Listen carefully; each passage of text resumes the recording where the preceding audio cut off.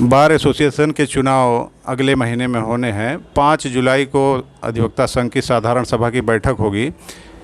इसके पूर्व ही प्रत्याशी चुनाव की तैयारियों में जुट गए हैं। जो सबसे महत्वपूर्ण पद हैं बार चुनाव में वो हैं अध्यक्ष और सचिव के। सचिव पद के प्रत्याशी धनंजय कुमार द्विवेदी जी हमारे साथ हैं। अधिवक्ता संघ की बहुत सारी समस्याएं हैं। लाइब्रेरी की समस्या है, वाहन स्टैंड की समस्या है, साफ़ सफाई की समस्या है, वकीलों के चैम्बर की बात है। 62 लाख रुपए 2 साल से पेंडिंग पड़े हैं, अभी तक चैम्बर नहीं बन पाए। ये सारी समस्याएं हैं जिसका निराकरण संभावना है कि अगले कार्यकारिणी में होगा। धनंजय जी आपका बहुत बहुत स्वागत है।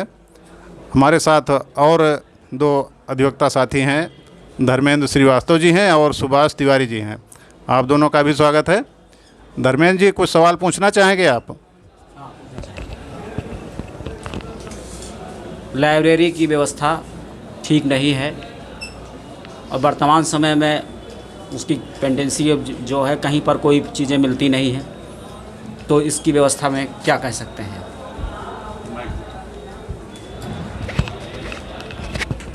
विवेक जी, सर्वप्रथम आपका हार्दिक अभिनंदन।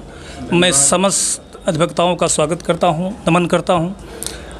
धर्मेंद्र जी, आपका बहुत जेन्युइन प्रश्न है कि लाइब्रेरी, जहां तक मेरा ख्याल है कि इसकी जिम्मेदारी वर्तमान अध्यक्ष और सचिव की थी। इसमें सारी सुविधाएं हैं, कतिपय संसाधनों के कारण आज तक ये अप टू डेट नहीं हो पाई है।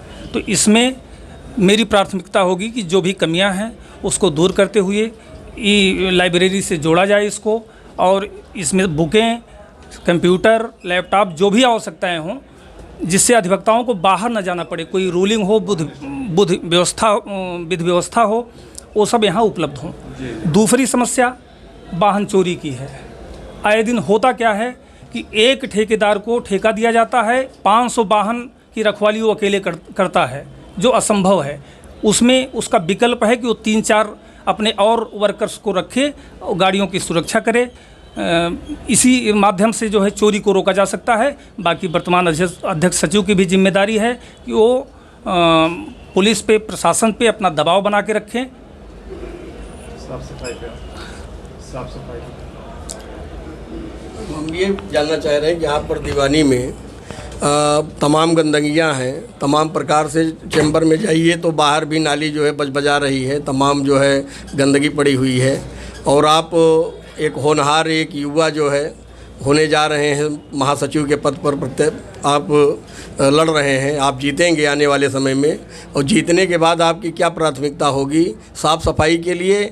और अधिवक्ताओं को कोई भी कागज़ अगर आर्डर है, हाई कोर्ट का आर्डर है या अपने बार का कोई आर्डर है जुडिशरी का, उसको निकालने के लिए बाहर जा कर के चक्कर लगाना पड़ता है, जिसकी समस्या बहुत बड़ी है। समस्त अधिवक्ताओं को एक तो गेट नहीं खुला हुआ है, गेट की भी समस्या है। उधर से अधिवक्ता आते हैं, तमाम अधिवक्ता हमारे ऐसे हैं जो बाउंड्री कूदते हैं, तमाम बाधिकारी हैं वो कूद करके आते हैं। इन सब चीज़ों पर मैं आपका विचार जानना चाहूँगा कि आप जीतने के बाद इन जो लोग बाउंड्री कूद के आ रहे हैं, वो गेट नहीं खुल रहा है, उसके लिए क्या करेंगे? और मेन गेट पर जो समस्याएं हैं आने जाने की, वो उसके लिए, और जो साफ़ सफाई की व्यवस्था अंदर में विद्यमान है, जो भी कोशिश पूर्व के अध्यक्ष सचिव ने किया, जो उनके ताकत थी, जो गुण था, उन लोगों ने अपना पूरा किया।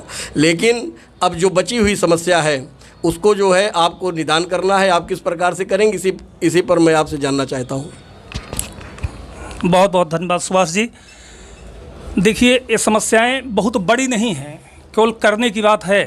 पेयजल की व्यवस्था थी, 3 वाटर कूलर मिला, लेकिन आज तक हमारी वर्तमान कार्यकारिणी ने उसको कहीं लगवा नहीं पाया। पेयजल की तो बहुत बड़ी समस्या है।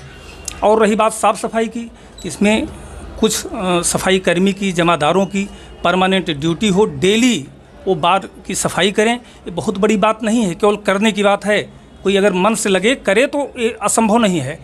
मैंने देखा कि शौचालय की एक बहुत बड़ी असुविधा है।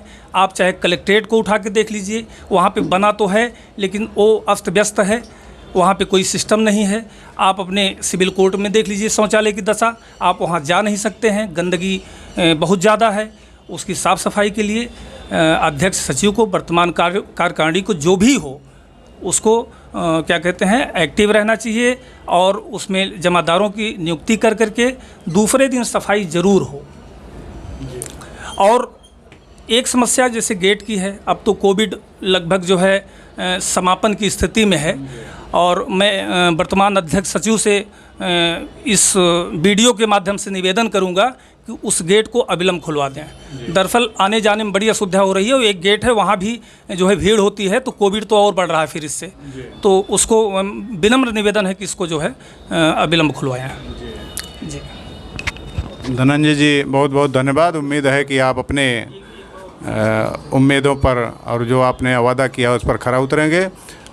बहुत सारी समस्याएं हैं जिस पर हम अगली बार फिर चर्चा करेंगे। आज के लिए बस इतना ही। धन्यवाद आपका। बहुत बहुत आभार।